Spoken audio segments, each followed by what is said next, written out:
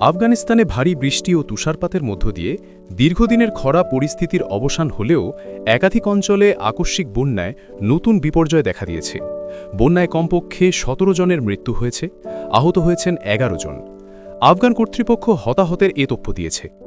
হেরাত প্রদেশের কাপকান এলাকায় গতকাল বৃহস্পতিবার একটি বাড়ির ছাদ ধসে একই পরিবারের ৫ জন মারা গেছেন। এর মধ্যে ২টি শিশুও আছে। হেরাত গভর্নরের মুখপাত্র মোহাম্মদ ইউসুফ সাইদি এ তথ্য দিয়েছেন।